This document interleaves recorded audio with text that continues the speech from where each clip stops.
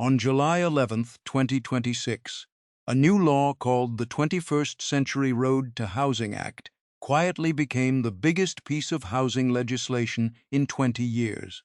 The headlines focused on one number, a cap of 350 homes per big investor. That part sounds like a win if hedge funds have been outbidding you on houses for years.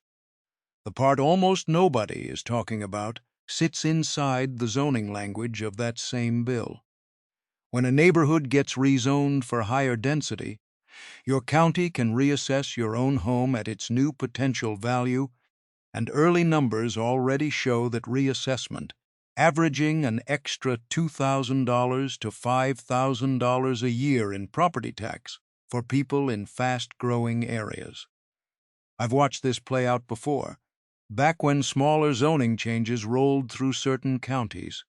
A home's paper value jumps, the tax office notices, and months later a bill shows up that nobody had budgeted for. If you've owned your house for 20 years, and you're counting on the 8% Social Security cost of living increase to help cover rising bills, a jump like that can wipe it out before the deposit even hits your account. You didn't spend 3 decades paying into this system to get taxed out of your own living room, because Congress fixed a housing shortage that was never really about you. Over the next few minutes, I'll walk you through the exact mechanism that triggers this reassessment, and more importantly, the senior freeze provision that can lock your tax bill in place, no matter what your neighborhood's paper value does next. If you're between 55 and 65 and trying to decide whether this new law means you should sell now or just sit tight, subscribe to Wes Investor. We read the fine print so your house stays an asset instead of turning into a liability.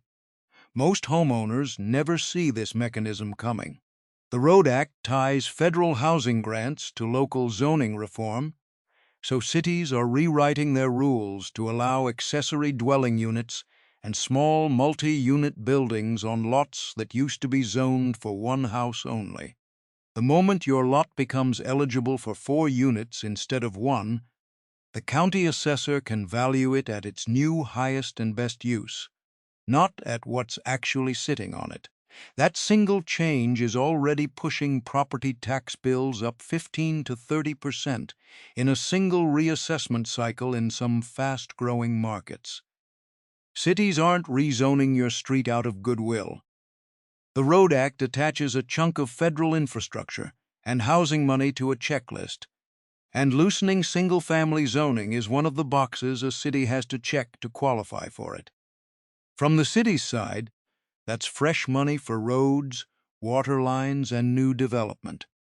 From your side, sitting in the house you've owned since your kids were in school, it means the ground under your feet just got redefined as commercial potential. Let's put real numbers on it. Say you own a $450,000 home in a county with a 1.2% tax rate. Your bill right now is $5,400 a year. If the rezoning pushes your assessed land value up by 25%, that bill climbs to $6,750, an extra $1,350 you weren't planning for. Now compare that to what you're actually gaining. The 2026 Social Security cost of living adjustment is 2.8%. On an average monthly benefit of around $1,900, that raise puts roughly $640 a year back in your pocket. A $1,350 tax increase doesn't just eat that raise, it more than doubles it and still leaves you short. And this isn't a one-time hit.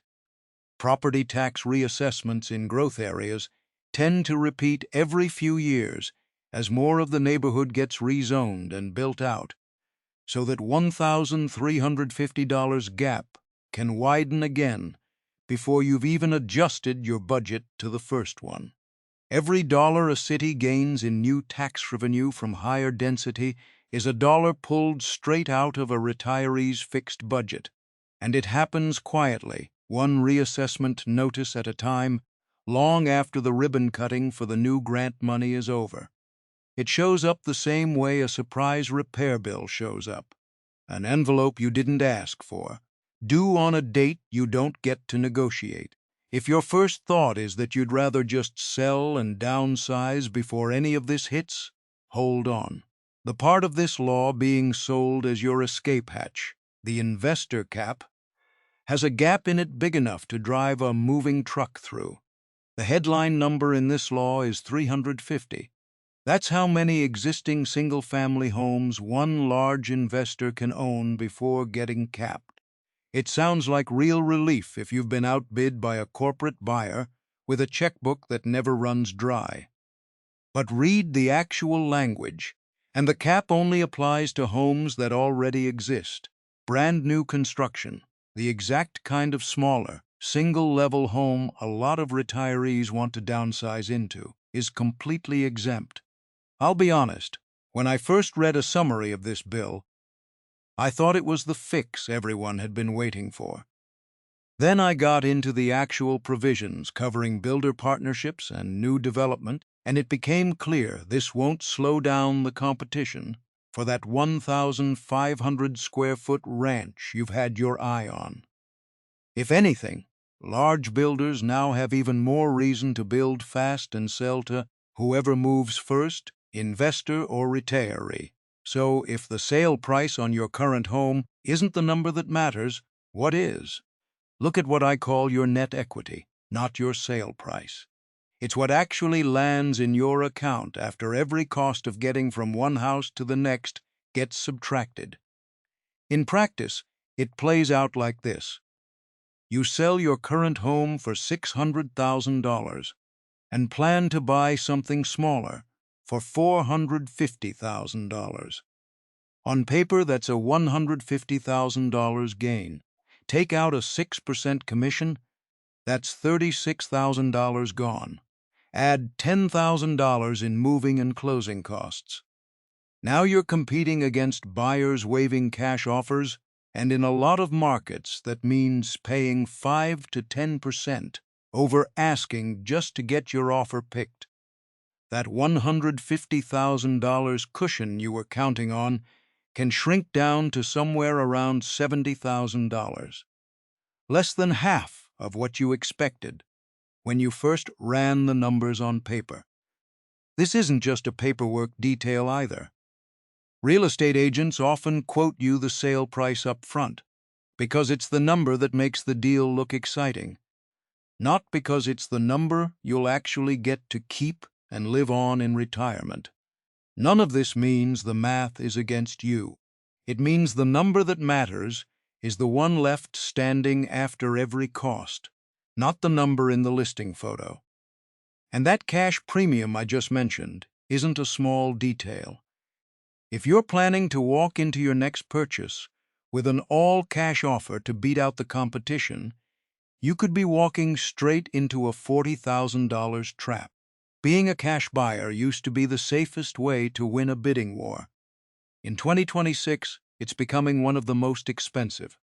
Sellers want speed and certainty, no financing contingency, no appraisal gap that can blow up the deal at the last minute, and a lot of them are pricing that certainty right into the number. Recent transaction data shows all cash buyers paying 5 to 8% above what a financed buyer would pay for the same home just to guarantee a clean close.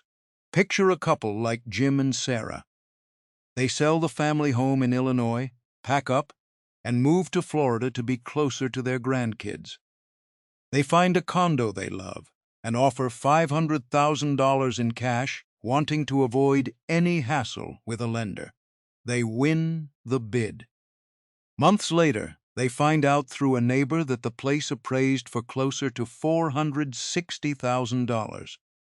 That $40,000 gap is money that came straight out of the equity they were planning to live on for the next 20 years.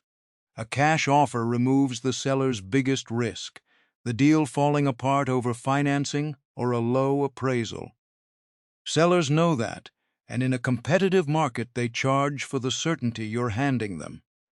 You're not just paying for the condo, you're paying for the seller's peace of mind. That premium doesn't show up as a line item anywhere. It's baked quietly into the winning bid, which is exactly why so many retirees never realize they've paid it until they compare notes with a neighbor months later. There's a way to get the same negotiating power without giving away that much. A delayed financing strategy lets you close with cash to look strong on paper, then take out a mortgage shortly afterward to recover some of that liquidity at a normal market rate. If you'd rather finance from the start, a financing clause that protects you when the appraisal comes in low keeps you from getting stuck overpaying just to save a few weeks on closing. I remember a neighbor who was so proud of his all-cash offer on a lake house. 6 months in, he mentioned almost in passing that he'd burned through nearly 2 years of his travel budget just to avoid the paperwork of a mortgage. He didn't regret the house. He regretted not asking what that speed actually cost him. Before you pack a single box, there's one more thing worth checking. Does your new state let you carry your current tax rate with you? Or are you about to get hit with what I call a newcomer tax the moment the moving truck pulls away? If you lived through 2008, it's natural to hear a phrase like new housing law and brace for the worst. This isn't that story. Back in 2008, the country was sitting on roughly 2 million more homes than buyers wanted, and that oversupply is exactly what crushed prices. It also meant patience carried a different kind of risk back then, because waiting to sell usually meant watching your equity shrink month after month. Today, the problem runs in the opposite direction. Freddie Mac's own research puts the current shortage at around 4 million homes, a gap that's been building for close to 15 years, not a bubble that inflated overnight. That distinction matters for how you plan. A shortage this size doesn't resolve itself in a year or two, even with a law as sweeping as this one. Prices in most areas aren't heading toward a 2008-style collapse. If anything, the pressure stays upward in places where new construction can't keep pace, which is exactly why your existing home, taxes and all, is still one of the largest assets you own, whether or not that new zoning next door ever gets built. And that asset needs to work for you, not just sit there quietly. Fidelity's 2026 research puts the average retiree's lifetime health care spending at more than $185,500. If most of your net worth is locked inside a house with a climbing tax bill and rising upkeep costs, you end up house rich and care poor, sitting on paper wealth you can't spend on the things that actually keep you healthy as you get older. Which brings us to the one important tool in this entire law that can protect you regardless of what happens to your home's paper value next. The part of this whole story that almost nobody covers isn't in the new federal law at all. It sits in your state's tax code, and it's been there for years. States including Texas, Washington, and Illinois let homeowners freeze the assessed value of their home once they turn 65. Some counties in other states offer versions of the same thing, under names like a senior exemption or a valuation cap. States built these programs because a fixed income doesn't grow the way home values do. Lawmakers figured out decades ago that taxing a retiree on a paper gain they can't actually spend just pushes people out of homes they've fully paid off. So they built in a release valve for exactly this situation. Run the math and it works in your favor. Say your home is worth $500,000 the year you qualify and turn 65. Over the next 10 years, rising demand and the kind of rezoning we just talked about push the market value up to $700,000. Without a freeze, your tax bill climbs right along with that number. With a freeze in place, you keep paying tax on the original $500,000 valuation the entire time. Over that decade, that difference alone can put more than $20,000 back in your pocket. This only works if you apply before the reassessment hits, not after. Most of these programs aren't automatic. You have to file the paperwork with your county assessor, and the deadline is usually tied to the start of the tax year, not to any headline about a new housing law. It's also worth knowing these freezes usually apply only to your primary residence, not a vacation property or a home you're renting out, and some states add an income cap on top of the age requirement, so the rules are worth an actual phone call to your county assessor rather than an assumption based on a neighbor's experience. If you're 65 or getting close to it, checking whether your county offers this is worth an afternoon of your time, the same way you'd set aside an afternoon to review any bill that's about to change. But the freeze only protects you if you stay. It doesn't answer the question a lot of you are actually sitting with, which is what happens the day you decide to sell. If you've lived in that house long enough to watch its value double or triple, the IRS has a number waiting for you that hasn't moved since 1997. A lot of people stay in a 4-bedroom house they can barely keep clean, not because they love cleaning gutters at 62, but because the idea of handing the IRS $50,000 in capital gains tax feels unbearable. That reaction has a name. It's called loss aversion, and it's one of the most human responses there is. Losing money you already have hurts more than gaining the same amount ever feels good. If that's you, there's nothing wrong with feeling that way. You built real equity by staying put and paying down a mortgage for decades. It makes sense that handing a chunk of it to the government feels like a penalty for doing everything right, even though it isn't one. This is where a lot of well-meaning advice falls short. Friends and family tell you to just sell and stop worrying about the upkeep, without ever putting a real number on what staying actually costs you in lost income every single year you wait. But look at what that tax actually buys you. If paying $40,000 in capital gains tax unlocks $400,000 in liquidity, and that money sits somewhere earning 5%, you've just created $20,000 a year in new income you didn't have while it was locked inside your walls. That's not paying a tax. That's buying yourself freedom from a house that's gotten too big and too expensive to justify. Part of why this feels so unfair is that the number hasn't kept up with anything. The $500,000 joint exclusion on home sale profit was set in 1997, and it has never been adjusted for inflation since. In today's dollars, that exclusion has lost close to half its original purchasing power. Congress effectively raised your tax bill just by standing still for almost 30 years. So where does this leave you? The Road Act is a mixed bag.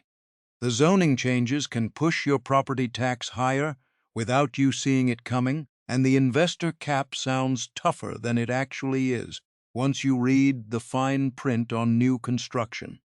Your best defenses are the ones state lawmakers already built for you. A senior freeze if you're staying, and a clear-eyed look at the real cost of a cash offer if you're moving. You have more control here than the headlines suggest. Don't just look at what your house might sell for.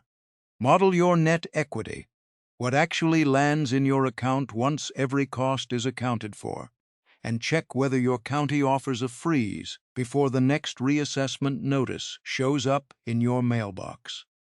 If this helped you see past the housing headlines, hit subscribe.